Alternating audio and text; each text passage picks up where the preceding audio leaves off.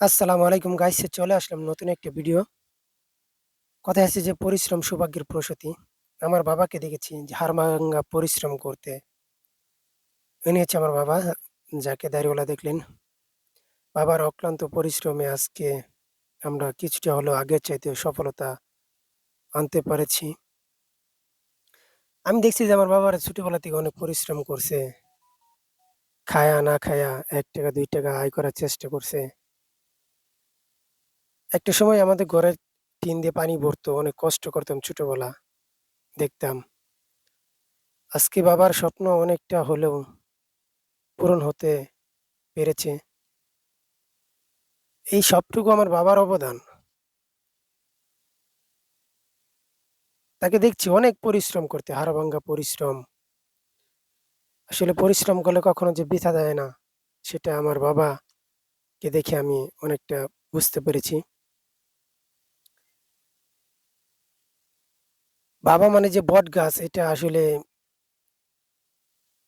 একসময় বুঝতাম না, কিন্তু এখন হাড়ে হাড়ে টের পাচ্ছি যে বাবা মানে আসলে বটগাছ। বাবা হচ্ছে ছায়া। যাদের বাবা-মা বেঁচে আছে তারা অবশ্যই জানেন যে আসলে বাবা একটা পরিবারের ক্ষেত্রে বাবা কতটা কার্যকর। যে বাবা মানে সেই বটগাছটা যে একটা সংসারের কতটা অবদান রাখে।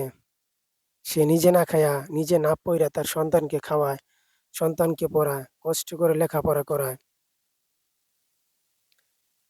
হ্যাঁ, আমার বাবাকে কখনো দেখি না একটা ভালো শার্ট পরতে, একটা ভালো পরতে। কিন্তু যাই হোক, আল্লাহ তাআলার রহমতে বাবা আমাদেরকে কষ্ট-মষ্ট করে লেখাপড়া করাইছে।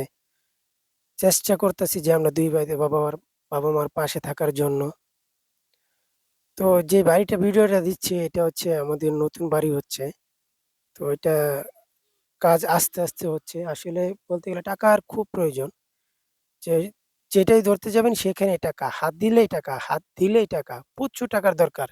মিস্ত্রি টাকা, ইট বালি খরচের টাকা। এটা হচ্ছে আমার পুরোটা বাড়ি। হ্যাঁ, সামনে পুকুর, তারপর ই তো যেটা বলতেছিলাম যে প্রচুর টাকা। আসলে ১ম এ ভাবি না যে এত টাকা খরচ হবে। কিন্তু এখন এতটা পরিমাণ টাকা লাগতেছে যে তার জন্য আস্তে, আস্তে ঘরের কাজটা করতেছি। মানে একদমই ক্লিয়ারলি ভাবে পুরোপুরিভাবে শেষ করতে পারতেছি না। কেননা এখানে অনেক টাকার প্রয়োজন।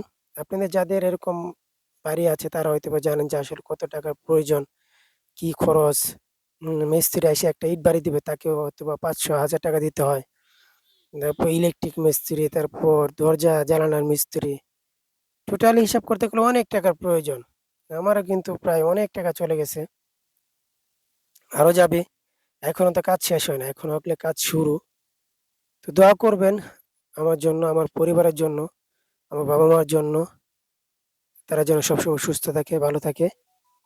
আর ভিডিওটি ভালো লাগলে অবশ্যই একটা লাইক, একটা কমেন্ট, একটা